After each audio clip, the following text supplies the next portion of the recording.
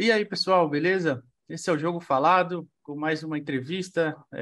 Hoje aqui é uma que eu estava querendo fazer há bastante tempo, com o Denis botando aqui do Bola Presa, o blog de basquete, é blog, é canal, é podcast também, é tudo que vocês quiserem acompanhar. É feito pelo Denis, pelo Danilo Silvestre, que hoje não pôde estar aqui, mas futuramente vai estar, com certeza. Pô, eu tava querendo demais fazer essa entrevista porque eu acompanho esses caras desde muito tempo, no mínimo aí 10 anos, no mínimo, chutando baixo. E mesmo assim o blog já vem de mais tempo, né? Mas isso eu vou deixar para o convidado falar. Muito obrigado, Denis, pela presença, seja bem-vindo e, por favor, já emendo a pergunta. Como começou, cara? E por que começou o Bola Presa? Fala, Edu, beleza? Obrigado pelo convite e obrigado por acompanhar a gente há tanto tempo. 10 anos é bastante coisa. A gente começou em 2007, mas mesmo assim, então já deu mais de 15, deu 15 anos agora. A gente fez aniversário de 15 anos, não percebeu. A gente foi avisado depois por uns ouvintes, mas tudo bem. Chega uma idade que você para de festejar só. Quando fizer 50, a gente comemora. Mas bom, como vocês devem imaginar, como faz tempo que a gente começou, nossa vida era outra, né? A gente era bem mais jovem, a gente tinha acho que, sei lá, 21 anos de idade cada um, eu e o Danilo, e a gente estava saindo da faculdade, mas não saindo da faculdade porque a gente estava se formando, a gente estava saindo da faculdade porque a gente tinha desistido. A gente fazia letras aqui na USP e a gente só não estava feliz lá. É uma época normal de estar indeciso, né? De não saber o que fazer. E a gente estava empolgado no começo, acabou desanimando depois, a gente tinha outras expectativas, a gente era só confuso e a gente estava decidindo para não fazer outra coisa. E tanto que o Danilo foi fazer filosofia, que foi onde ele se formou, e eu fui fazer jornalismo, que é também onde eu me formei. Mas esse período de estar saindo da faculdade foi um período meio esquisito e a gente não queria ficar sem fazer nada, assim, estava meio daquela culpa, né? E a gente gosta muito de basquete há muito tempo, foi uma coisa que aproximou a gente, já que a gente se conheceu na escola com uns 14 anos, e a gente se tornou um amigo muito próximo, e uma coisa que uniu muito a gente foi gostar de basquete. Então a gente falava de basquete, em especial da NBA, né? O tempo inteiro. E a gente trocava as mensagens muito longas, de e-mails, comentando coisa. Você viu que esse time fez isso, você viu que esse time fez aquilo. E aí, uma hora a gente fala, isso a gente gosta de escrever, por que que a gente não transforma isso, essas conversas, em texto? Pega uma coisa que você diria para mim sobre o que esse time está fazendo e transforma num texto. A gente sempre foi metido a escritor também, e naquela idade você acha que você escreve muito bem, né? Então, autoestima não é um problema quando você tem 20 anos de idade, pelo menos no nosso caso, a gente achava que a gente era bom nas coisas. E aí hoje eu releio tudo e quero apagar a internet. Mas na época a gente achava que a gente escrevia bem e que a gente gostava. O mais importante que escrever bem, né? A gente gostava de escrever. E gostava de NBA e tinha muito tempo livre. E aí a gente apostou nessa. Mas uma outra coisa eu acho que foi essencial também, que era, vamos dizer assim, uma falta de concorrência. Talvez se a gente tivesse. Se existissem muitos blogs sobre NBA no Brasil, talvez a gente desse uma desanimada, porque já tem tanta gente fazendo, tanta gente boa, mas a gente olhava ao redor e não tinha quase nada, quase nada. A gente tá falando de 2007, então também não é como se os blogs estivessem na moda há muito tempo, só não tinha gente fazendo. O principal nome, se não fosse o único, era o Rebote, do Rodrigo Alves, que depois passou um tempão no Globo Esporte, no Sport TV, comentando NBA. A gente era apaixonado pelo Rebote, a gente lia tudo, mas a gente queria outras coisas, a gente queria mais, né, do que coitado do Rodrigo Alves, né? Tudo nas costas dele. A gente queria mais coisa, e o Rodrigo sempre foi de textos mais curtos, que era o que a internet pedia naquela época.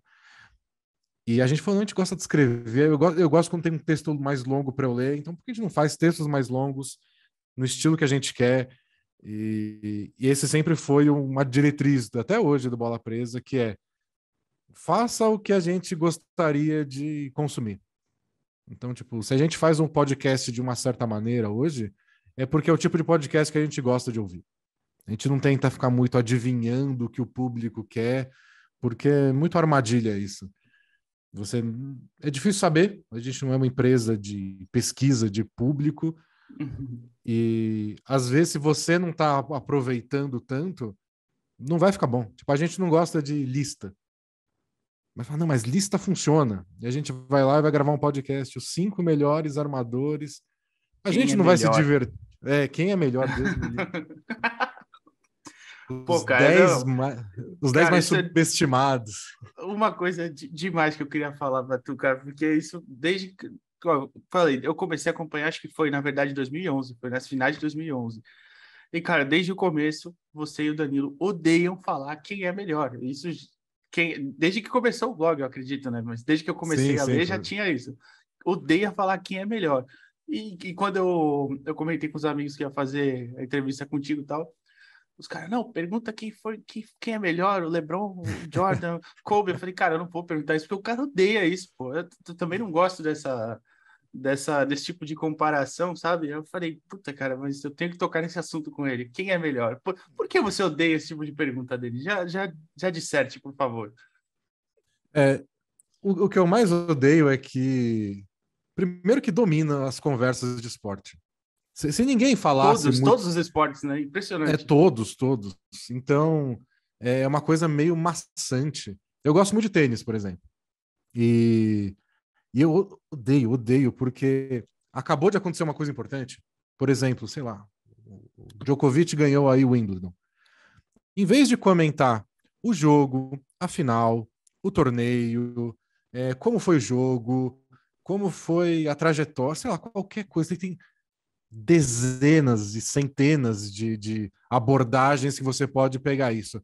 Aí o pessoal vai lá e fala: tá bom, agora ele tem 21 grandes lãs. Ele é melhor que o Federer? Ele é melhor que o Nadal?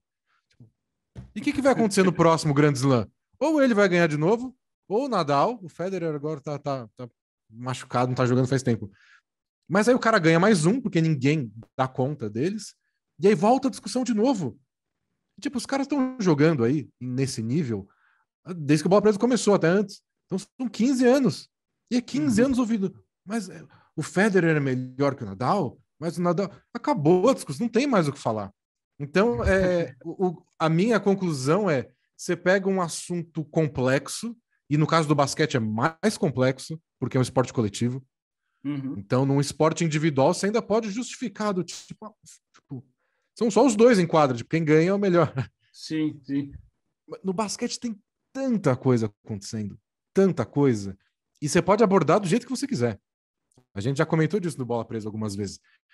Que a gente às vezes tenta abraçar o mundo e não consegue, e nos Estados Unidos é mais fácil, porque lá tem tanta gente falando de NBA que acaba ficando mais segmentado. E aí se encontra os caras que falam só de tática. É só isso. Eles explicam a NBA a partir da tática. Então, por que o Warriors foi campeão? Então, eles jogam desse jeito, e aí funciona dessa maneira, porque esse jogador faz essa função. Isso já é um assunto infinito. Vai mudando a cada jogo, a cada série de playoff, tem muita coisa acontecendo. Você pode comentar o jogo a partir de team building, que eles chamam, que é a construção do time. Então tem todos os caras Sim. metidos a general manager. Então, mas eles fizeram essa troca, eles têm essa exceção para contratar esse jogador, como foi montado esse time. E você pode, se quiser, fazer um podcast só sobre isso. Você fala de construção de time, de possíveis trocas a serem feitas, e é um assunto infinito. Você pode falar da parte técnica.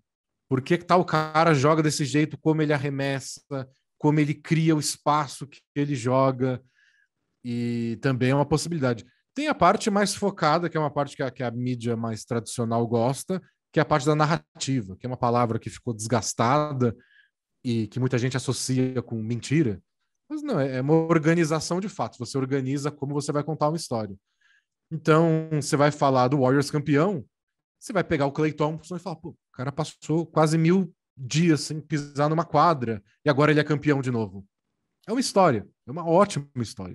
É uma história de superação, é uma história de que. E é uma história de superação que não é de cinema, que você sabe que vai dar certo. Você não Uhum. sabia, tem um monte de gente que machuca como ele machucou e não volta a jogar. Ou não volta a jogar em bom nível.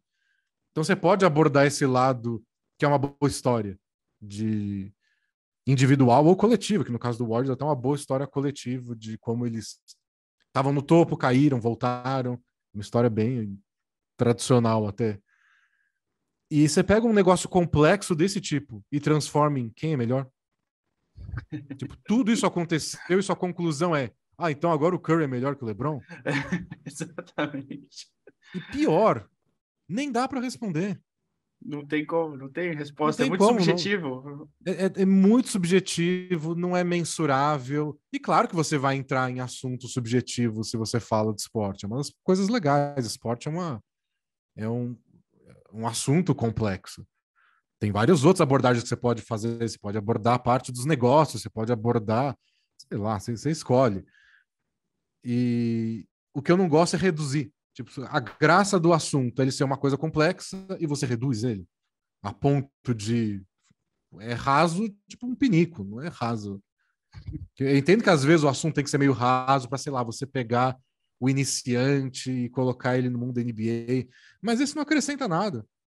Se houve uma discussão de quem é melhor, você não fica mais interessado em ver o próximo jogo. Outros assuntos, sim. A coisa mais legal de crítica, que é o que a gente faz, né, comentando esporte, é agregar alguma coisa. Então, quando a gente fez faculdade lá de letras, essa era a parte mais legal. Eu gostava mais de ler crítica literária do que os livros em si. Que Uhum. a crítica, ele está interpretando aquilo, ele está trazendo hipóteses, ele está trazendo interpretações, ele está comparando com outras obras. Aí você lê uma boa crítica de um livro, você fala, agora eu tenho que ler esse livro, ou eu tenho que reler esse livro, porque agora eu tenho muito mais coisa. Sim. Então é isso que a gente tenta fazer. É, eu quero que alguém ouça um podcast nosso, leia um texto, assista uma análise tática que a gente faz em vídeo e fique com mais vontade de ver o jogo. E eu não sei como fazer isso for uma discussão de quem é melhor. É só muito bobo, assim. E se essas pessoas gostam, aí, tipo, não vou cagar a regra, vai, nesse Sim. nível de não, você tá no bar com seus amigos, você não vai discutir quem é melhor ou quem você teria no seu time, se é o Jordan ou o LeBron. Claro que o objetivo lá é se divertir. Você está se divertindo fazendo isso? Beleza. Agora, para alguém que se dispõe a viver de comentar esporte, ficar nessa conversa, aí é demais. E aí a gente cria uma birra a mais, porque é um assunto que domina a mídia esportiva. Então, se a gente não visse isso por aí, a gente não ia falar, mas a gente não ia ter raiva também. Mas é Sim. tanta coisa, tipo, você pega a ESPN dos Estados Unidos, os caras ganham bilhões para fazer aquilo, e aí botam dois caras que ganham milhões para comentar e fica, quem é melhor? O Curry agora é melhor que o LeBron? Eu falo, não, não dá, não dá. Acabou o título do Warriors, o Kendrick Perkins, né, ex-pivô, foi lá comentar que agora o Curry já sentava na mesa dos quatro maiores, não sei o É, quê.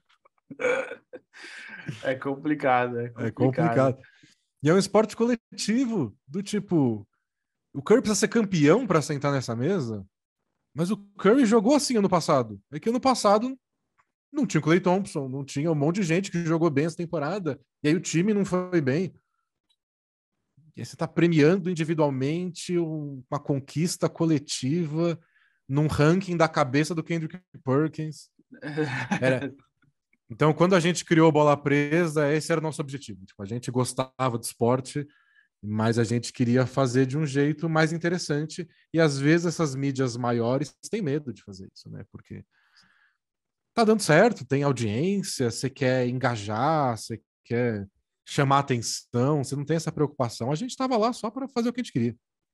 Sim, sim. Naquela época não tinha nem preocupação de monetizar, nem nada, era só Era outra matar o internet tempo. também, né, cara? Era Outra outro. internet. Você, cara, você falou da parte dos que vocês gostam de fazer textos mais longos e tal, né? Por exemplo, tem um que eu sempre indico para todo mundo, que foi você que escreveu, que para mim é o melhor texto da história do Bola Presa, que é o do David Foster Wallace, Lady Gaga e o Royce White, né? Aquela comparação toda. E, cara, puta texto, cada vez que eu leio, é igual você falou, eu tenho uma visão diferente. É impressionante. Cara, já li aquele texto milhares de vezes. E eu queria saber, assim, tipo, justamente nele, a motivação foi foi o Royce White estar entrando na liga, né? Tava naquela dúvida se ele ia arrumar time ou não, pelo problema que ele tinha lá no meio das viagens de avião, enfim. Como foi traçar esse paralelo, cara, para fazer o texto entre a Lady Gaga, o Royce White e o David Foster Wallace? Faz um tempo que eu escrevi esse texto, foi Sim, faz 2000 e... bastante tempo. Draft de Acho 2012, que eu né? tô com ele aberto aqui, peraí, deixa eu ver. Foi em novembro de 2012. Porque foi quando começou a temporada que o Royce White estava como novato, então ele teve toda aquela confusão. Eu não lembro exatamente como foi a associação, mas quando a gente está escrevendo, a gente não consegue fugir do que a gente está vivendo, né? Do que a gente está fazendo na hora. E era o autor que eu estava lendo, que eu já li há algum tempo, que é o David Foster Wallace.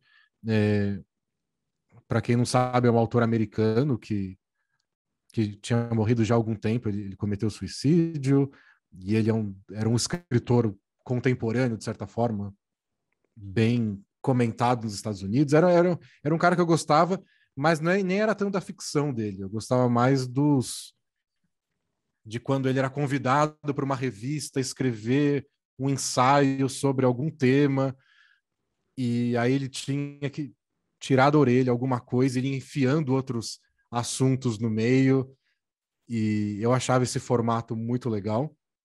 Então, tem essa influência do próprio David Foster Wallace. E eu gostava muito da Lady Gaga.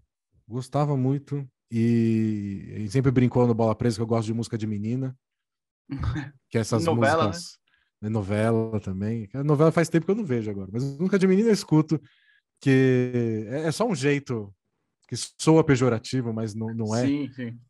Porque eu gosto dessa música pop e desde, sei lá, da metade dos anos 2000, é uma música pop sempre feita por mulheres jovens e o público-alvo acaba sendo mulheres jovens.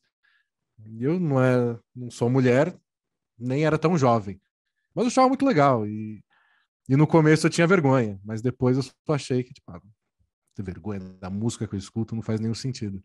Lógico. E a Lady Gaga tinha um negócio extra, tipo, era muito legal. E tinha alguma coisa mais ali de artista, de performance. Ela tava querendo dizer alguma coisa. E aquilo ficava na minha cabeça, tipo, por que ela é tão legal? Por que as coisas bizarras que ela faz não parecem só ela querendo chamar atenção, embora óbvio que isso faça parte de qualquer artista. Então eu pensava muito nela, pensava muito no David Foster Wallace e comecei a pensar muito no Royce White, porque não é o tipo de personagem que aparece todo dia na NBA.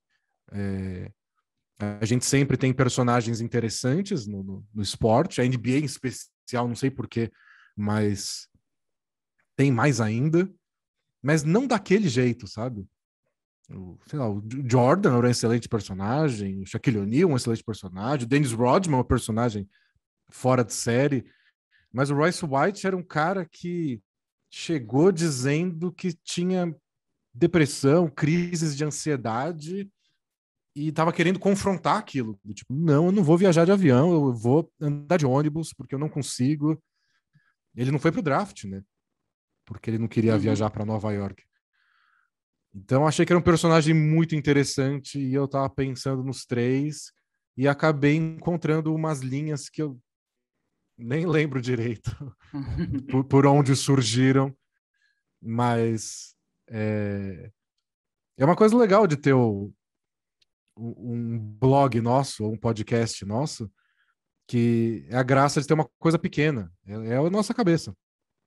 Quando Bola Presa passa a falar mais de tática, é porque eu comecei a me interessar mais por isso. E não tem um Uhum. editor para falar, não vai rolar. É o que eu quero, sabe? É o que eu estou interessado. E naquela época eu estava pensando muito nisso. Eu estava pensando muito nos três personagens e estava com tempo para escrever, que é coisa que também não tem mais tanto. E acabou saindo o texto, mas eu queria lembrar mais da inspiração inicial. Você e o Danilo também, né? Vocês têm essa cabeça assim de pensar, nossa, esse texto, caramba, eu gostei bastante, esse texto ficou bom, ou não, tipo, você acha que vai mudando com o tempo assim? Igual você falou, pô, eu nem lembro tanto, né? Já faz 10 anos esse texto. É que, como eu falei, eu lembro bastante porque eu já reli várias vezes, é um texto que eu gosto demais, assim como um outro que eu vou te perguntar daqui a pouquinho, mas, né, só para você explicar, vocês têm essa de, nossa, esse texto eu gostei, esse eu fiz bem e tal, ou não?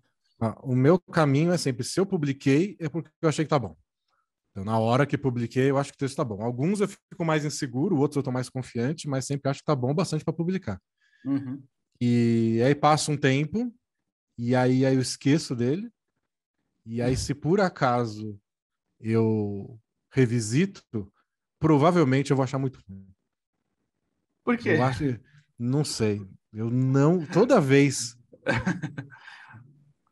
que eu vou reler texto antigo, o Danilo fala que eu sou o George Lucas, porque toda vez que ele fica mexendo no Star Wars e Aham. muda alguma coisa, não, isso aqui não vai ser assim, isso aqui vai ser assim, e muda uma coisa às vezes que nem faz sentido, que nem muda nada na história.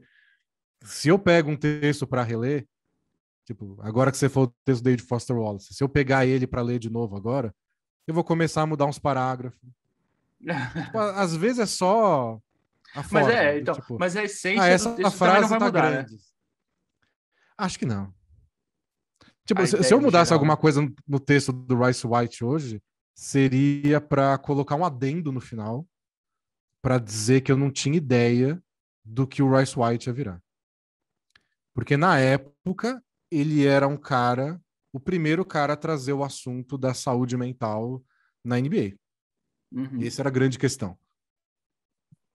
E hoje ele é só um dos nomes famosos, até certo ponto, nos Estados Unidos, da extrema direita deles. Como esse caminho foi Cara, feito, eu nem sabia disso. Nem sabia disso. Eu ia dá uma falar, olhada. ele tá fora da liga faz tempo já, claro, né? Não deu tão certo. Não sabia disso mesmo. O Twitter dele é assustador. Eu continuo seguindo porque é um personagem que eu quero saber o que tá acontecendo, mas dá vontade de botar um aviso, tipo, gente, eu tô seguindo, mas não concordo não, hein? Porque Parecido com o nosso digníssimo Nenê Hilário. é nesse nível, mas muito mais vocal. Sério. O Nenê a gente esquece, né? Ele não tá na internet todo dia.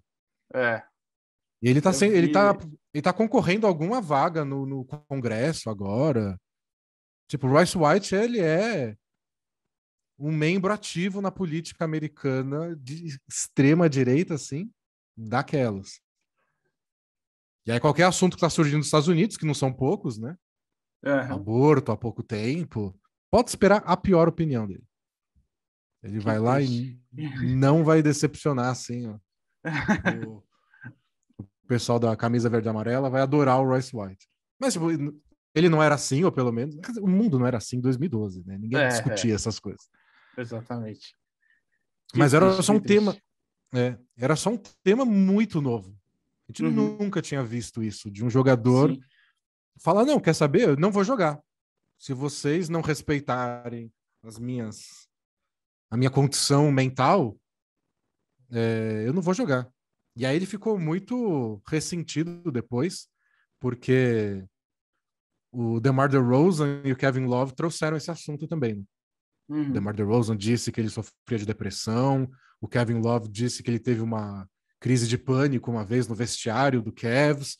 Os dois falaram sobre isso, escreveram texto sobre isso, acho que naquele Players Tribune. E a NBA abraçou os dois, falaram sobre o assunto, falaram como eles tinham coragem de dizer isso.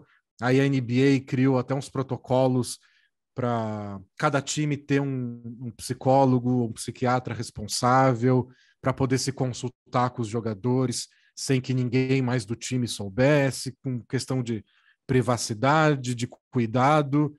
E o Royce White foi lá e ficou muito puto, do tipo, como assim? Vocês falam essas coisas, pagam de que estão começando isso agora, que eles são super bonzinhos e ninguém nem cita meu nome. E vendo o que o Royce White se tornou hoje, parece que só não tinha solução mesmo. Parece que não importa o que a NBA fizesse naquela época, a questão psicológica dele vai além, sabe? Parece que ele queria, de alguma forma, que não deixassem ele jogar. Tipo, ele fez Uhum. de tudo para dizer: olha como não deixaram jogar. Mas aí é um psicólogo, né? Psicólogo amador fazendo diagnóstico de alguém com quem eu nunca conversei. Mas faz Mas faz parte. sentido, mas faz sentido. É, Eu acho que tinha um ponto desse no seu texto, que depois que na época era o Houston Rockets, né, que tinha adaptado ele, que tava falando que ele não queria jogar e ele achava que não colocavam ele para jogar por isso, né? Você até comentou, acho isso. que tipo, até que ponto cada um tá falando a sua verdade, né? Até que ponto é realmente a cabeça dele que não tá permitindo, é o Houston que não tava querendo colocar por esse motivo, né? Ou enfim, né? É Mas difícil demais saber o motivo, né? Eu lembro depois, uns anos. É um assunto bem pouco relacionado, mas a conclusão foi parecida, que é quando o Jason Collins anunciou que era gay. E ele uhum, foi o primeiro jogador da NBA em atividade a fazer isso. O John sim, Amit tinha feito isso, tinha falado que era gay, mas ele já tinha se aposentado. E só que ele, sim, ele estava em atividade, entre já no aspas, final, né? né? Na descendente. Muito no final da carreira. E na época ele tinha acabado de terminar um contrato, não lembro com que time. E se ele não Acho que era assinasse com com nenhum. Washington. Não sei se era com Washington Wizards, mas enfim. É, pode ser, não lembro. Mas sei que, tipo, se ele não assinasse com nenhum time,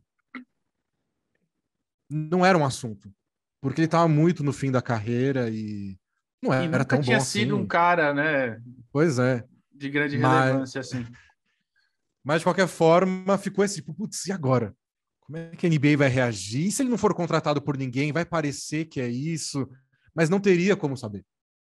Uhum. Poderia ser a liga mais homofóbica do mundo, com os donos e general managers e vestiários mais homofóbicos do mundo. Não teria como saber. Aí acabaram contratando ele. Ele jogou mais uma, jogou quase nada, mas em uma temporada e se aposentou.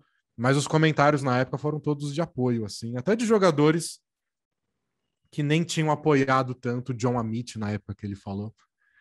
Lembro que na época que o John Amit disse que era gay, o LeBron deu uma declaração que hoje explodiria a internet. Sim. Na época não era polêmica, porque era, sei lá, 2007.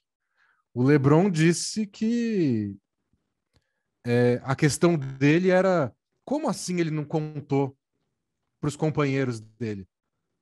Tipo, você tá no vestiário com o time, você tem que ser 100% honesto. Você não esconde uma Uhum. coisa dessas. Então foi meio que um ataque a ele, não diretamente ao fato de John Amit ser gay, mas do tipo, é uma coisa que você tem que contar, porque o seu time tem que saber. E hoje seria interpretado só como LeBron cancelado. Acabou. Você não pode falar um É, negócio desse para um cara que acabou de dizer um negócio. Então, mas aí quando o John Collins disse, sei lá quantos anos depois, LeBron, que ainda era uma voz gigantesca na NBA, 100% de apoio. Então, foi era outra época. A NBA mudou, o mundo mudou muito nesse sim. período. O mundo mudou muito desde esse texto do Royce White. Acho que talvez até valeria contar a história do Royce White, o que aconteceu com ele, como uma continuação desse texto. Só que Aí eu vou ter fica que aí ler a ele de dica. novo. Vai Vou ter ter que que ler ler de ele novo, de vai ter que novo fazer pesquisa, né? e talvez eu vou mudar algumas coisas. Mas então, Denis, falando também ainda de outro texto aqui, como eu comentei antes, o que eu gosto bastante, o outro é o do Kwame Brown, né? Kwame Brown, para quem não sabe, foi o primeiro jogador a sair direto da escola, né, do high school, e pulou a faculdade, o primeiro a ser escolhido na primeira posição do draft, né? Não foi o primeiro a sair da escola para a NBA, o Kobe fez isso, o Kevin Garnett, enfim, vários outros craques, né? Mas o Kwame foi o primeiro a ser a primeira escolha. E aquele texto, né, Denis, que você fez, Kwame, você não sabe jogar, né? Que é uma frase que o Doug Collins falou para ele na época do Washington Wizards. É um texto que eu gosto bastante porque, primeiro, conta a história, né, de um cara que foi colocado uma pressão absurda em cima dele e aparentemente não tinha o talento que se esperava, né, dele. Mas eu achei assim, o que eu acho ótimo foi que foi para mostrar como é que é essa questão, né, do cara sair tão jovem, sair com aquela responsabilidade de, né, fazendo um paralelo com o futebol, igual os meninos que saem de casa cedo, né, e tem toda aquela responsabilidade de ser o provedor, né, da família. Ele tinha uma família grande, vinha de uma cidade pequena, enfim.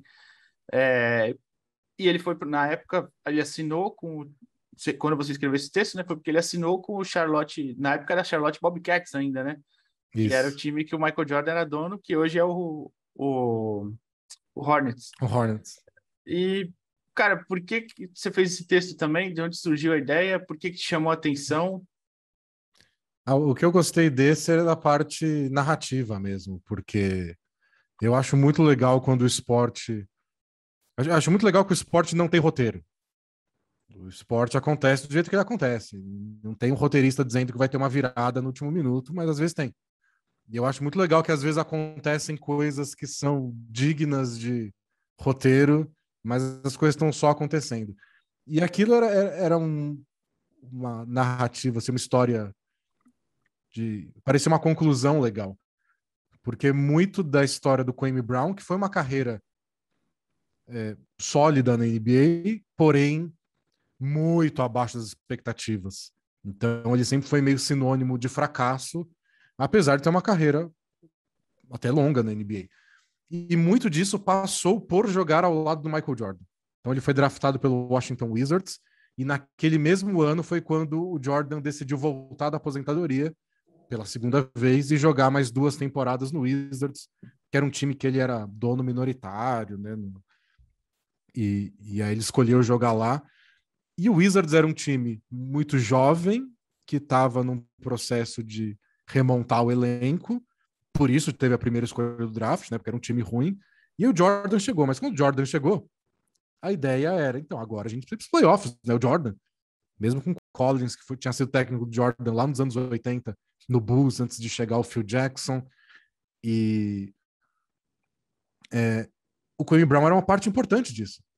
Eles contrataram quem eles conseguiram contratar, o Michael Jordan foi lá, mas eles tinham o cara que era a primeira escolha do draft.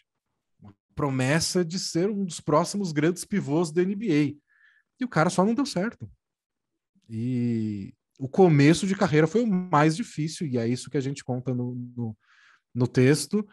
E muito era a pressão do Jordan. Então a gente tem toda a especulação do tipo, será que ele só não precisava de mais tempo? Ele era tão despreparado, tão imaturo, ele não sabia o que fazer com as roupas. Lembra dessa história? Eu acho que eu conto essa história no Sim, post. conta. Que ele embolava os ternos, né, num canto e o assistente dele, o Robert Lopes, na época, né, se eu não me engano, é, ele não sabia, ele falava para ele que não sabia o que fazer com elas, né? E ele foi o cara contratado para cuidar dele no Né? geral, né? Então tinha um bolo uma torre de roupas no quarto dele que ele não sabia o que fazer com elas. Tipo, o que eu faço? Como é que lava? Como é que eu não sei que botão da máquina apertar? Ele não sabia o que fazer. Ele era um menino de 18 anos de idade, acabado de vir de uma cidade minúscula do interior, muito inseguro, e o Jordan ficava xingando ele porque era o jeito Jordan. A gente viu no documentário aí do Last Dance como era difícil Uhum. para os companheiros lidar com ele. Só que uma Isso coisa é, para sei lá. companheiros já mais estabelecidos, né? Companheiros que a maioria já tinha sido campeão com ele, né? Pois é. Mas Imagina para um menino que acabou de chegar na liga. se o Horace Grant lá não aguentava mais e se incomodava com o jeito que ele era tratado, e é um cara veterano, que jogou um monte, que foi para monte de final, que ganhou título em mais de um time, ele não aguentava e ficava abalado com o Jordan, coitado do Kwame Brown.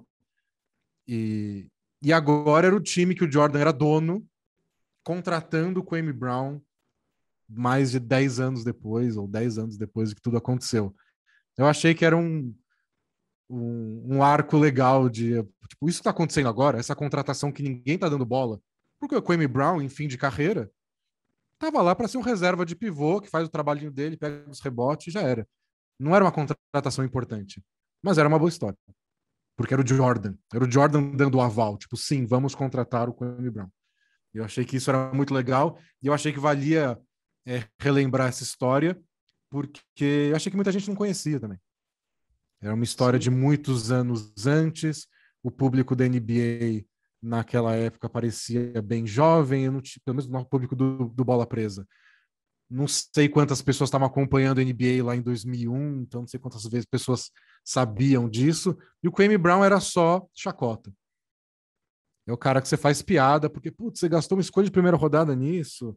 O Memphis Grizzlies era motivo de piada, porque trocou o Paul Gasol pro Lakers em troca do Kwame Brown. Na época a gente não sabia a relevância da presença do Marc Gasol naquela troca. Uhum. Então foi tudo bem pro Grizzlies, não teve nenhum problema aquela troca. O Marc Gasol é um dos grandes nomes da história deles. Mas na época a gente não sabia, ele nem tinha estreado na NBA ainda. Sim, Então era só claro. tipo, vocês pegaram o Kwame Brown, que absurdo, esse cara é ridículo. Então era tanta piada ao redor dele que e a gente fazia piada também, não é como se a gente fosse, né? A gente fazia muita piada ruim naquela época. Mas achei que valia esse passo para trás, tipo, a gente zoa, mas não era pra estar zoando. Tipo, é uma história bem difícil, é uma história, ou pelo menos se você for tirar sarro, porque esporte tem essa de brincadeira também. E quando a gente fala que o cara é ruim, que ele é grosso, a não ser que você seja um cara muito babaca, assim, você sabe que você tá fazendo num contexto do tipo, é uma brincadeira, o cara é ruim às vezes, ou nem é tão ruim, no contexto de estar jogando entre os melhores do planeta, o cara não é Então, ridículo, sabe? É só coisa de futebol, o cara chuta para fora e você fala, perna de pau, eu faria melhor. Não faria. Mas também você tem o direito de falar isso, porque esporte é alegria, é diversão. Eu achei legal que valia a pena, tipo, ó, a gente brinca, a gente zoa, a gente exagera às vezes, mas é bom saber que é gente de verdade, é um cara que passou por muita coisa, é uma história que até que ajudou a definir um pouco os rumos da NBA. Quando a NBA, alguns anos depois, decide parar com esse negócio de ir direto do ensino médio para a NBA, o Kwame Brown é parte disso. Tipo, olha o que aconteceu com esse moleque.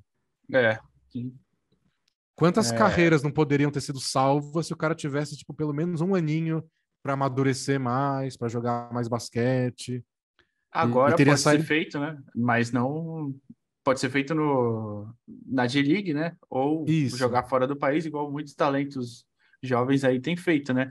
E você vê que faz diferença, né? Ou se Porque faz. você pega um ano.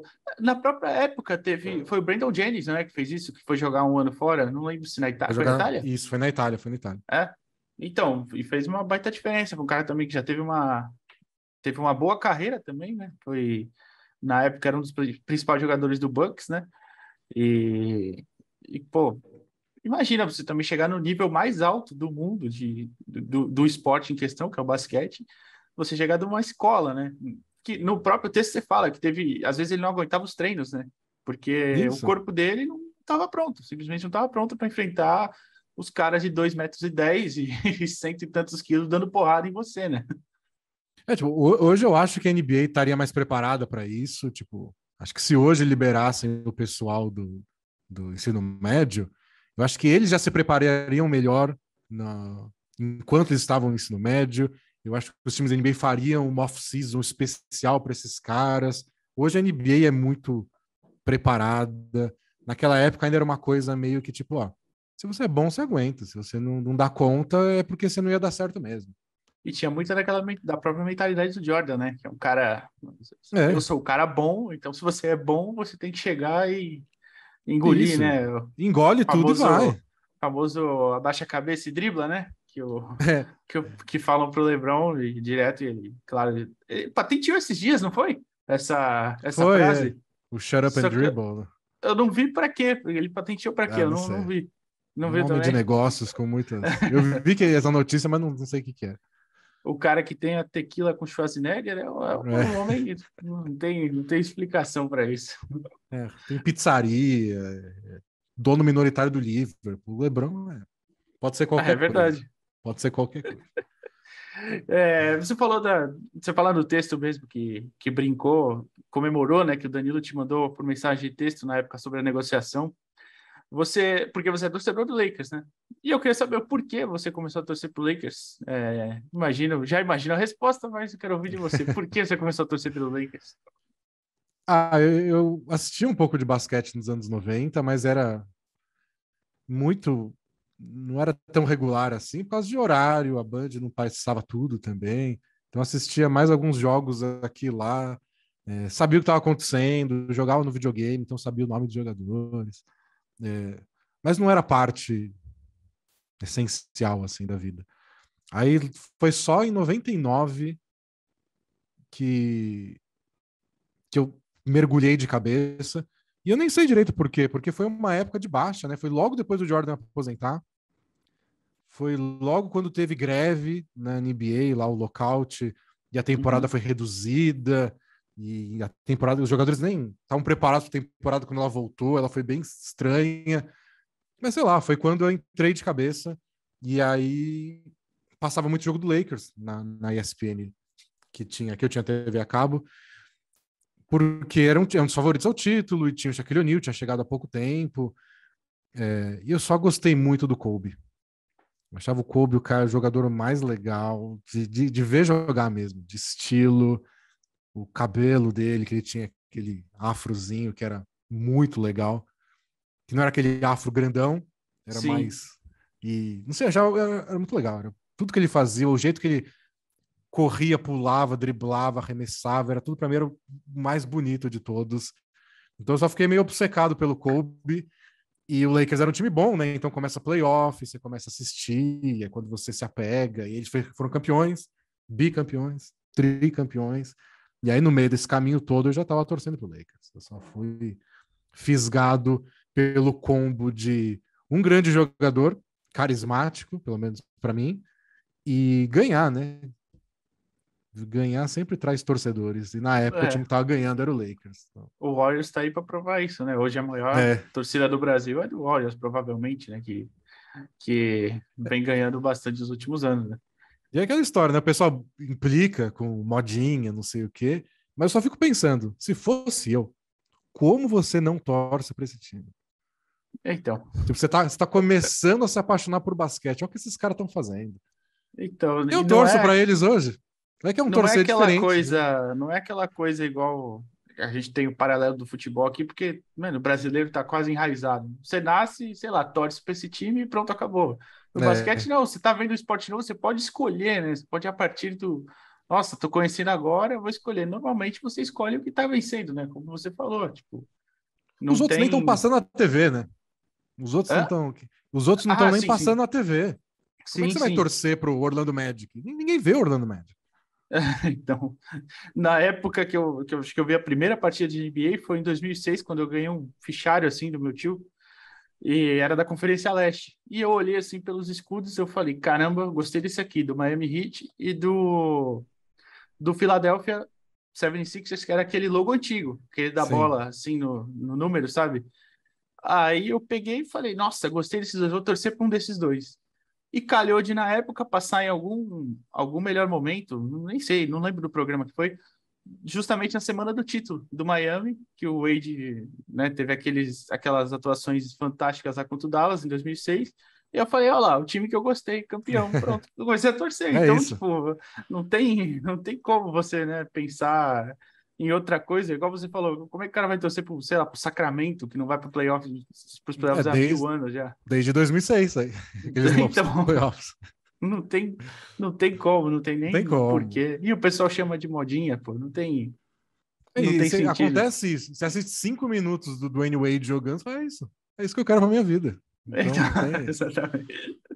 Exatamente. O único E, exemplo que eu conheço é um amigo meu que ele queria meio ser do contra e também queria. Ele se empolgou com o processo da coisa. Então o Bobcats era um time novo e ele estava começando a acompanhar a NBA há pouco tempo. Então, tipo, vou torcer pro time que chegou agora, assim como eu cheguei agora. E, e a gente vai chegar lá. Então ele se apaixonou, vamos dizer assim, pela expectativa de vamos crescer junto. É como aham. se você começou a acompanhar a NBA agora nos playoffs, a NBA anuncia que temporada que vem vai ter um time em Las Vegas. Você fala, quer saber? Eu comecei a ver agora, o time começou agora, vamos começar junto. E aí, daqui 10 anos, 20 anos, eu vou poder dizer que eu vi tipo, todos os jogos da história desse time. Eu vi nascer, né? É a única explicação que eu entendo para torcer para um time ruim. E ele deu azar, né? Porque o Bobcats virou Hornets e era ruim, continua ruim. Era horroroso, era horroroso. É, Foi para os playoffs quantas vezes? Uma vez? acho que como o Bobcats foi uma vez só. E aí ou o Lamelo É, salva eles ou acabou. ainda tem essa, né? É. Cara, e Denis, você. Vamos puxar um pouquinho pro lado mais um pouquinho fora da NBA, né? A gente estava até falando em off aqui. Cara, você morou no Chipre. Você Isso. morou no Chipre, cara. Como assim? Como foi isso? Explica aí. Quando eu saí da faculdade, que eu tinha começado, foi quando a gente começou o Bola Presa. Eu estava pesquisando onde fazer a faculdade de jornalismo e encontrei uma universidade que tinha programas de intercâmbio para vários lugares do mundo. Não tinha decidido ainda para onde fazer, mas que era fácil, você não precisaria brigar por isso. E contaria como um ano da faculdade, então poderia fazer o segundo ou terceiro ano da faculdade lá, voltar a fazer o quarto aqui. É isso que eu quero, eu sempre tive vontade de estudar fora, então bora fazer. E aí, quando eu estava lá dentro já, eu comecei a me informar mais dos lugares que eu poderia fazer o curso e descobri que o Chipre era uma opção. E o grande apelo é só em que outra situação eu iria para o Chipre, sabe? Não, Ou para exatamente. qualquer país parecido, assim. Eu tinha a opção de fazer em Madrid. Mas, tipo, legal, deve ser, né? Quem vai falar mal de morar um ano estudando uma universidade em Madrid, jovem, zero reclamações. Mas Madrid, tipo, não sei, não parece uma cultura tão distante, a, a língua não é diferente, é uma cidade grande. Eu vivi a minha vida inteira em São Paulo, cidade grande mais me afasta do que me atrai. E aí a outra opção tinha também no México, mas cidade do México também, outra cidade gigantesca. E aí uma ilha pequena no Mediterrâneo com meia dúzia de habitantes, um lugar que fala grego, as aulas não eram em grego, óbvio, mas fala grego. Nunca na vida eu vou ter uma chance de ter uma experiência assim. Depois eu me formo, ganho dinheiro, jamais ia saber que ia ganhar dinheiro fazendo podcast de basquete, mas tipo, um dia, um dia eu vou ter uma carreira, e vou ganhar meu dinheiro, e vou viajar para Sim. Madrid, vai ser legal. Não tem nenhum problema. Já Agora pro foi? Chipre, já fui para Madrid, é muito legal. Ainda bem. Sabe? Cara, Então não, mas não, não perdi essa. Chipre, cara, que é um bagulho de louco. E pior que é um país bonito pra caramba, não é? Muito, é uma ilha no Mediterrâneo, não tem erro. É bem quente, fica mais perto do Oriente Médio. É um país europeu, faz parte da União Europeia, mas geograficamente é Oriente Médio. Uhum. Está muito perto do Oriente Médio lá. Então, é um clima muito diferente, é uma cultura muito diferente, é, a religião lá é diferente. Então, eu nunca teria uma oportunidade dessa. É só isso. Tipo, é uma história. É aquelas coisas. É o bizarro pro bem. É um bizarro legal de ter experiência. E é um bizarro também, tipo, tranquilo. Não é que eu tô indo para um país perigoso ou que não tem nenhuma infraestrutura e eu vou lá para passar perrengue e contar a história depois. Não, é um país legal de viver, gostoso. As pessoas costumam ir lá para tirar férias, sabe? Então, Sim. parecia só uma. Quando eu comecei a ver as opções e pensar nisso, pareceu mais óbvio do que é quando você só conta. Tipo, quando você só vai lá e fala, morei um ano no Chipre. Por quê? Mas na hora, pensando sobre isso, vendo as opções, eu falei, mas tá implorando para eu ir. Foi o que eu fiz. Foi muito legal. Foi muito legal. Imagina, ter sido uma baita experiência, né, cara? E você, quando voltou, não sei se foi na sequência já, mas você foi assessor muito tempo do Paulistano, né? O Isso time do foi. NBB aqui. E, cara, como é que foi essa rotina? Porque assessor de imprensa, a gente que é formado em jornalismo, sabe que assessor de imprensa é um trabalho de maluco, né? Uma correria absurda. Eu imagino no time do NBB ainda. Como é que foi isso, cara? Então foi curioso porque eu estava procurando estágio já antes de ir para o Chipre, e aí eu entrei em contato com o pessoal do NBB, da Liga mesmo, da Liga Nacional, e perguntei se eles tinham alguma vaga. Eles tinham uma vaga de estágio lá, e aí eu fui lá, conversei com eles, fiz entrevista e me aprovaram para ser um estagiário da Liga inteira, do NBB.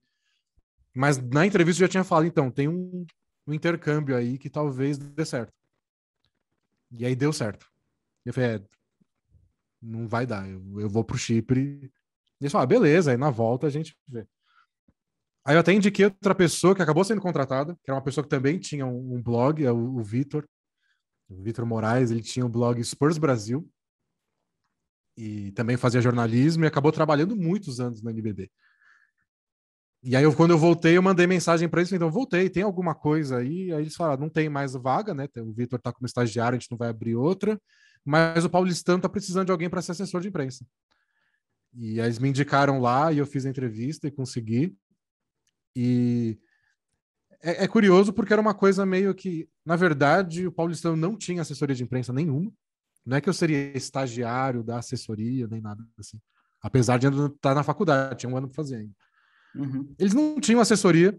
O NBB queria que todos os times tivessem assessoria, né? Porque eles estão tentando profissionalizar o negócio e o Paulistano só não tinha.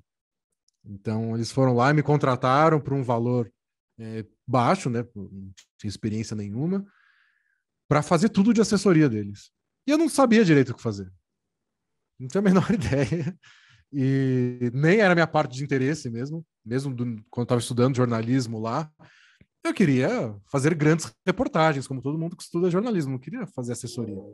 O atrativo é de um time de basquete. Então eu estava lá assistindo treino, conhecendo os jogadores, conhecendo a comissão técnica, viajando para jogo, assistindo os jogos às vezes do banco de reserva. Então foi eu considero uma experiência muito legal, mas 90% do legal é a parte do basquete.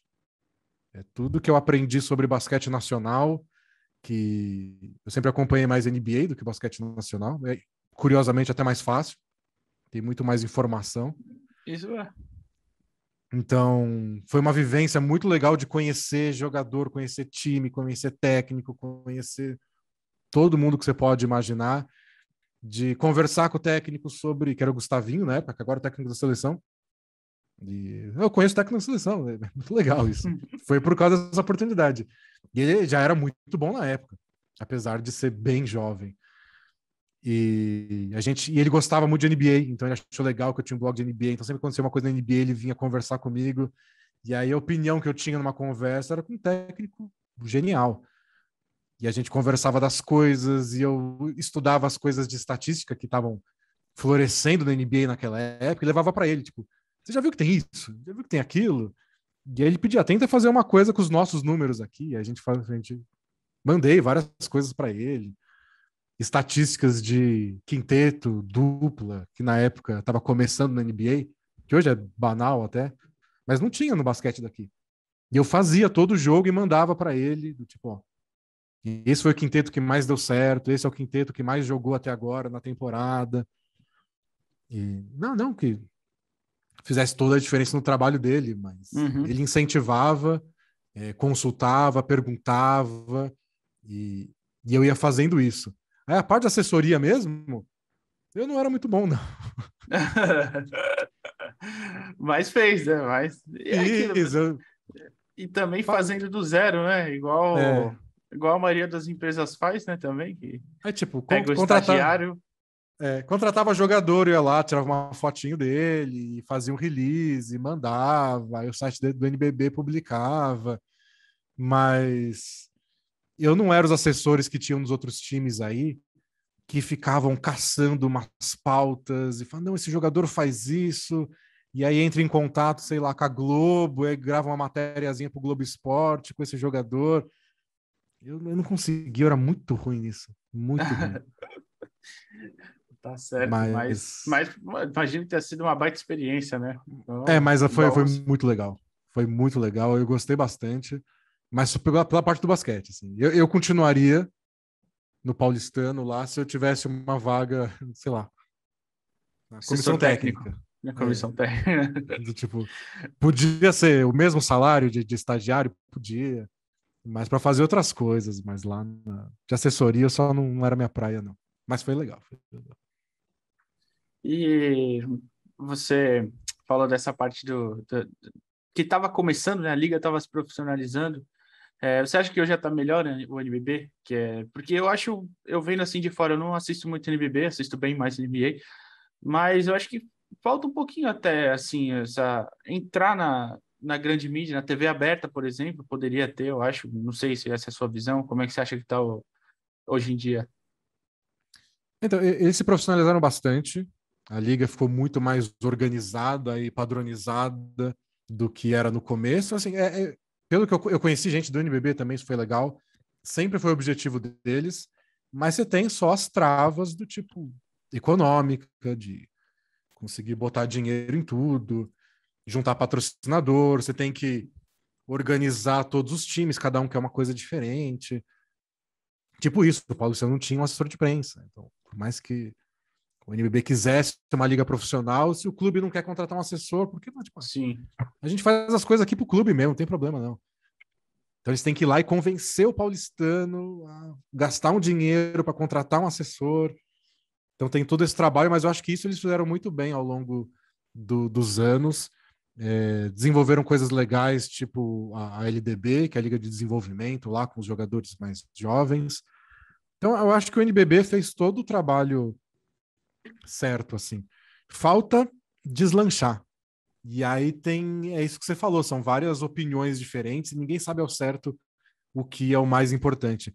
E tinha essa briga já desde aquela época, do tipo, na época tinha parceria com a Globo, mas a Globo passava, sei lá, 3 jogos na TV aberta. Mas o pessoal as falava, mas finais, né? passava. Um negócio assim, É, eu só lembro só no fim ver o Flamengo, ver o Brasília, mas pouca isso. coisa, né?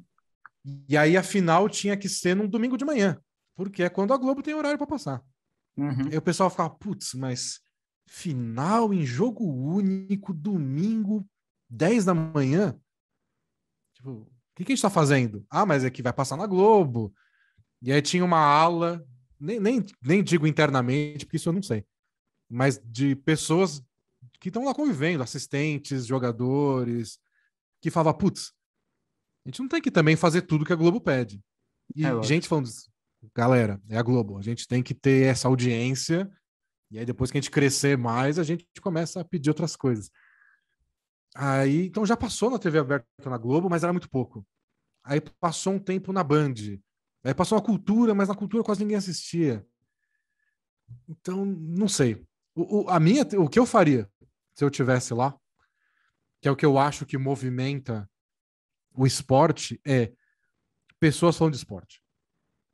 Então, o que mais movimenta o futebol não é que passa na Globo, é que isso ajuda muito. A gente viu como tem um monte de coisa que o pessoal para de assistir quando vai passar, sei lá, Paulistão na Record. Uhum. Não tem a mesma audiência porque não está na Globo. Simples. Então, isso é importante. Mas uma coisa que movimenta o futebol é que as pessoas falam de futebol. Então você chega no trabalho e o pessoal vai lá tirar saco que seu time perdeu.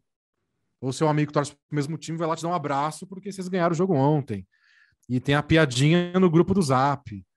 E é o bate-papo padrão das pessoas que não se conhecem. Tipo, e o Corinthians aí, hein? Opa, e o Corinthians? Aí você quebra o gelo e fala com o taxista, sei lá. É um jeito de não falar de política com o taxista também, então é uma boa estratégia. Que tá complicado. Então, ter pessoas comentando é essencial. E isso vai além da conversa casual do dia a dia. É conversa na internet. Tipo, tem gente falando disso no Twitter, e tem colunista, e tem a TV a cabo falando 24 horas com mesa redonda sobre futebol. E você acaba fisgado. Quantas vezes já não me peguei fisgado em histórias do futebol de time que eu não torço, que eu não assisto? Tipo, não sei o que, o Flamengo vai trocar de técnico porque não sei o que, esse drama. Eu não torço pro Flamengo. Eu não assisto o jogo só assisto o jogo do Flamengo quando joga contra o Corinthians. Mas eu Uhum. tô lá ouvindo o PVC no podcast falar toda a teoria dele sobre o Flamengo.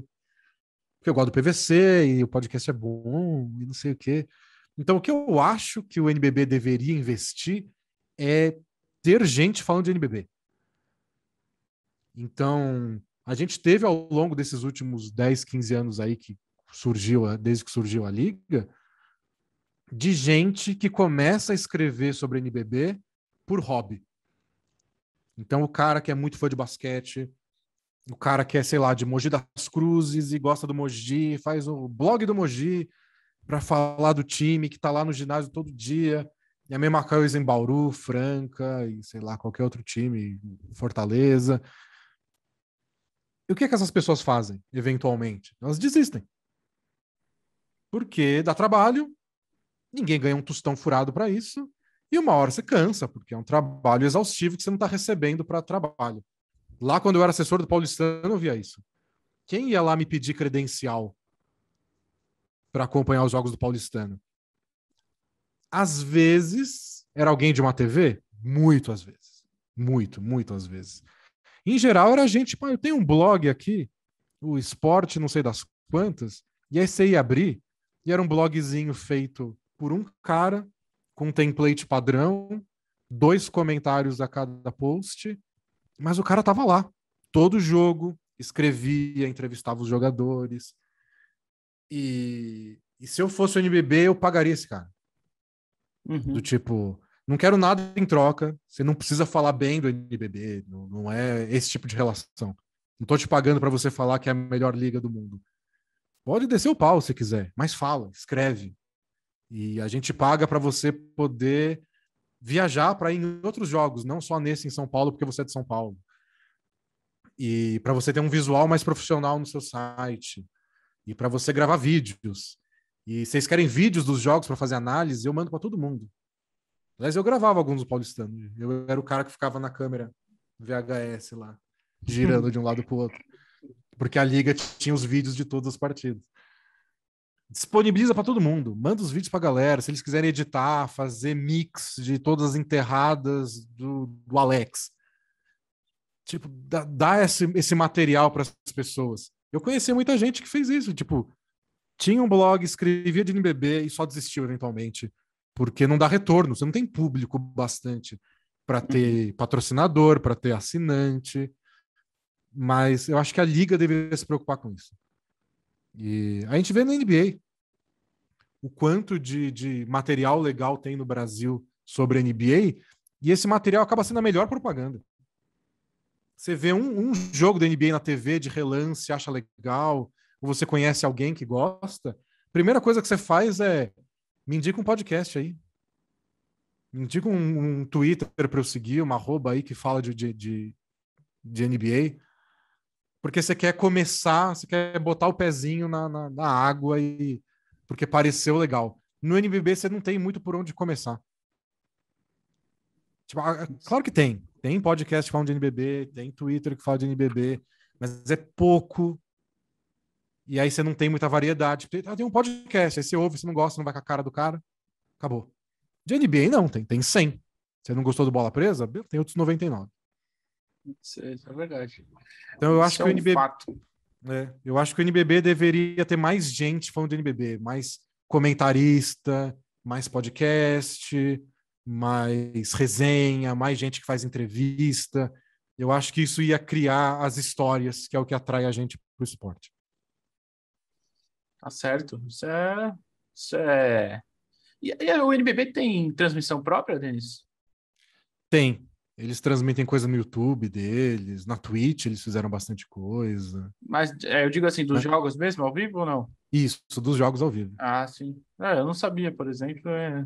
Gostaria de acompanhar algumas vezes, né?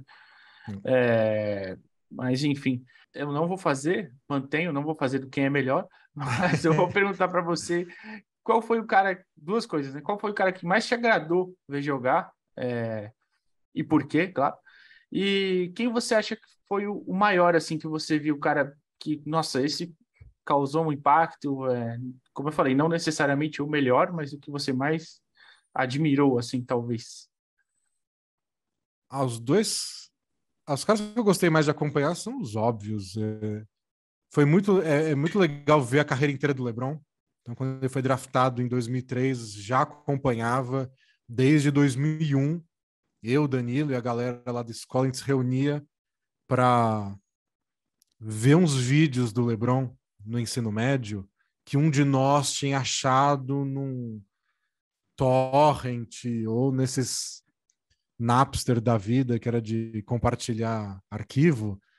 Você digitava LeBron, baixava tudo, excluía as pornografia, vírus e afins, ficava com o que era vídeo do LeBron, e aí um passava para o outro. A expectativa em cima do LeBron era tão grande, tão grande, tão grande, e é capaz. Era meio que tipo, não dá para ele superar as expectativas, porque já que fizeram coisa demais, né? O cara era, no mínimo, o novo Magic Johnson. E aí você vê, não, foi isso mesmo. É isso aí. Tipo, botaram todo o peso e expectativa do mundo nas costas dele e ele deu conta. Correspondeu, é verdade. Quebrou todos os recordes que não era para ninguém quebrar. E, tipo, claro que tem a discussão, é o Jordan ou ele, mas tipo, tanto faz. Né? Onde ele chegou tão longe, ter visto isso, com a expectativa que criaram em cima e ele lá vindo direto do ensino médio, igual o Quentin Brown. O problema é Sendo a primeira acreditar que escolha também. o problema é acreditar que o LeBron é o padrão. O LeBron não é padrão É, de nada. Não é porque ele não precisou de ajuda e de conselho que dá para soltar os moleques na NBA e achar que eles vão dar certo. O LeBron dá certo porque ele é uma aberração, no melhor dos sentidos. Então, acompanhar isso de perto foi muito legal.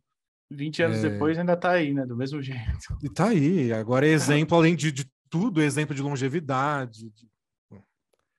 Ele foi revolucionário na parte de cuidar do próprio corpo. O tradicional da NBA era fazer o que o Doncic faz hoje, que é tirar as férias como férias. Não jogar basquete, sair, encher a cara, comer, ficar gordo. E depois voltar para a temporada. O Shaquille O'Neal nem voltava para a temporada em forma. Ele falou, não, o que importa é os playoffs, eu vou estar em forma em novembro, para quê? E o LeBron não. O LeBron é o cara que uma semana depois do fim dos playoffs, tá se preparando para a temporada que vem, acordando 5 da manhã para malhar dentro de casa na academia multimilionária que ele tem. Então ele revolucionou muito desse aspecto também, além de revolucionar outras partes, de lutar pelo empoderamento dos jogadores, de não ser refém dos times, refém entre aspas, claro, comandar a própria carreira. Então, poder ver a carreira do LeBron de perto é muito legal, porque, sei lá, a do Jordan, eu era criança nos anos 90, ele já era o Jordan. Quando eu entendi quem era o Jordan, ele já era o Jordan. Não teve essa trajetória. O LeBron eu pude ver desde o começo. Mas o jogador que eu sou mais fã é o Kobe. O Kobe foi o cara que me fez gostar de basquete e poder ver a carreira dele inteira foi sensacional também. E dos caras mais recentes, do Curry. O Curry é fora de série. O Curry é muito legal. Por isso que eu falo, não tem como não torcer pro Warriors. Mas começou a acompanhar a NBA no meio dos anos 2010 aí e não torce pro Warriors. Não dá. E eu torço pro Warriors sem torcer pro Warriors. Eu torço pro Lakers, mas eu tô vendo os jogos e falo, meu Deus, eu só quero que esse time atropele, porque quando eles estão jogando o melhor deles, não tem nada mais legal do que ver esse Warriors jogar. Nada. É disparado o time mais legal que eu já vi jogar. Tem comparação. Não tem comparação. Eles, quando estão no melhor, defendendo como eles defendem, com a bola rodando, e o Curry e o Klay Thompson, eu acabo torcendo para eles, que é o que eu quero ver. Eu quero ver acontecer, aquele time jogar. Então, poder ver o Curry, mas esse time em geral, foi, eu acho que o que mais gostei de ver. E só para encerrar, você acha que aquela final de 2018, que aquele famigerado lance do J.R. Smith, que ele pega a bola e volta para trás, eu vejo muita gente falando que não, se tivesse ganho aquele jogo, teria ganho a final. Eu discordo. Eu acho que poderia ser menos feio, né? Se é que dá para dizer que foi feio, porque eram times de prateleiras completamente diferentes, tá? Para mim se encaixa mais ou menos naquele Lakers e 76ers que o Iverson destruiu no primeiro jogo, né? Que o Isso. Lakers varreu todo mundo nos playoffs, só perdeu aquele jogo 1 e pronto. Para mim ia ser mais ou menos assim, mas eu queria ouvir a tua opinião sobre esse jogo, principalmente. É, Sobre o jogo e sobre a série, né? Se você sim. acha que o Cavs poderia vencer se tivesse vencido o jogo 1. No Bola Presa a gente tem sempre a cota Zach Lowe, que eu cito alguma coisa que eu ouvi no podcast do Zach Lowe, lá da ESPN, e ele Uhum. falou desse jogo há pouco tempo. Ele falou que ele conhece muita gente, até dentro do Warriors, que disse que aquela é a melhor atuação que eles já viram de qualquer jogador. Falando do LeBron James. Sim. Que o LeBron James foi insano naquele jogo. Que ele fez tudo e eles perderam. Eu acho que isso diz tudo sobre a série. Ele fez tudo que dá para pedir de um jogador que está enfrentando um dos melhores times, talvez o melhor da história. E eles perderam. Então, se o LeBron teria que jogar daquele jeito 7 jogos para talvez eles ganharem 2, 3, sei lá. Eu acho que não dava. Aquele time do Cavs não era bom o bastante. Mas é claro que se você ganha o jogo 1, você bota uma pressão extra no jogo 2, porque o Warriors não seria perigoso demais ir para Cleveland com 0-2, então você bota pelo menos um peso nas costas. Mas se você perde, está 1-1, e aí você tá jogando em casa em 1-1, pelo menos você tem um pouco mais de confiança. Porque perder aquele jogo daquele jeito, depois perder o segundo, e o LeBron machucou a mão depois, né, que ele socou o negócio no vestiário. Aí acabou. Então perder aquele jogo foi meio que perder a série. Mas ganhar eu acho que era adiar. Então a série poderia talvez, não seria uma varrida, talvez fosse mais longa, se o Cavs conseguisse ganhar um joguinho em casa de algum jeito, você empurra para 6 jogos, você começa a alimentar a esperança, esse tipo de coisa. Mas é o que você falou, era outra prateleira. Aquele time do Warriors era outra coisa. O LeBron socou o vidro, né? Depois do jogo e acabou machucando a mão. Deveria ter socado a cabeça do famigerado J.R. Smith. Aquele lance. Cara, é um dos lances mais absurdos que eu lembro que, por exemplo, eu assisti ao vivo a bola de três do Ray Allen em 2013. Eu assisti ao vivo a bola de três do Damian Lillard, que ele eliminou o OKC, né? E deu aquele tchauzinho pro Westbrook. Foi o arremesso um dos que eu mais vibrei na vida. Eu também não torço pro Blazers, Então, eu tava assistindo aquele acho que foi do Harden contra o Blazers, né? Que ele eliminou o Blazers, foi isso? Que ele não, foi o Lillard também. O Lillard também fez contra o Rockets. Foi isso. Né? Foi o Lillard contra o Rockets mesmo. Também tava assistindo esse jogo. Só que, cara, eu acho que o lance mais impressionante que eu vi foi esse. Porque ele pegou a bola e correu para trás. E assim, cara, foi um negócio de maluco, cara. Eu olho aquilo toda vez que eu olho, eu falo, cara, o que esse cara tava pensando, cara? Sério, foi assim, um negócio mais cômico que eu acho que eu já vi no esporte profissional. Ainda mais no nível que era, né? O cara... não, foi... Não sei explicar. Para fechar a série. E eles estavam perdendo o último quarto, eles recuperaram no final. Aquele jogo foi demais. Mas é isso. Ô, Denis, cara, te agradecer pela participação aí. Já tomei demais do seu tempo. Por favor, faça seu jabá aí antes de encerrar. E muito obrigado pela presença. Ano de Copa, hein? Eu queria uma análise do draft com selos de Copa do Mundo, hein? Teve briga disso no grupo dos assinantes lá do Bola Presa, porque teve uma pessoa que fez o mesmo pedido e a outra falou, não, mas tem que ter um selo novo todo ano.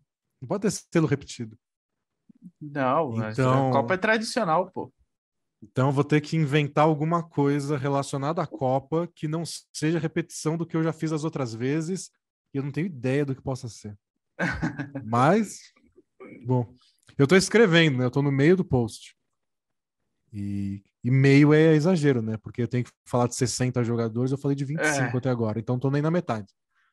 Mas então eu tenho aí pelo menos uma semana e pouco para decidir que selo eu vou fazer. Mas para quem quiser acompanhar, é procurar por Bola Presa em qualquer lugar, bolapresa.com.br é o blog. A gente não tem feito tantos textos, mas a gente quer voltar, porque como você tem gente que gosta de ler ainda, agradeço. E mais o podcast toda semana, tirando semana passada que o Danilo ficou doente, estava com amidalite, a gente descobriu depois. E ele não pôde gravar, mas geral, toda quinta-feira a gente grava ao vivo no fim da tarde lá no YouTube e posta editado na sexta-feira. E aí tá no Spotify ou qualquer agregador de podcast, é o nosso principal produto hoje. E se quiser assinar e apoiar o Bola Presa, a gente agradece. E tem conteúdo exclusivo também para quem... Fala dos planos. Tem vários planos, vários preços? Tem 2 planos de 14 e 20 reais. O de 14 tem acesso a todo o conteúdo. O de 20 você participa também do nosso grupo no Facebook lá para ficar cobrando coisa, igual cobraram os selos do draft. Mas a gente conversa lá e É bem divertido. E tem, bom, a gente começou com as assinaturas acho que no fim de 2016 ou 17, então tem anos aí de conteúdo, 60 e tantos podcasts, um monte de jogos antigos que a gente reassistiu comentando. Então tem bastante conteúdo para quem apoia a gente. Então é isso, eu vou deixar todos os links aqui embaixo, claro, vou pedir para o Denis me mandar, deixar todos esses links aí do Bola Presa embaixo para você poder acompanhar, né? Vou deixar também dos dois textos que eu falei aqui que eu gosto bastante. E pedir para você aquela coisinha chata de sempre, dar um like aí, porque ajuda a gente, o YouTube recomenda mais vezes o canal, se inscreve no que puder, compartilhar aí, enfim, sempre dando essa moral pra gente. Fechou? Esse foi mais um Jogo Fala de Entrevista, você pode acompanhar no YouTube, no Spotify também, e é isso, até a próxima, valeu!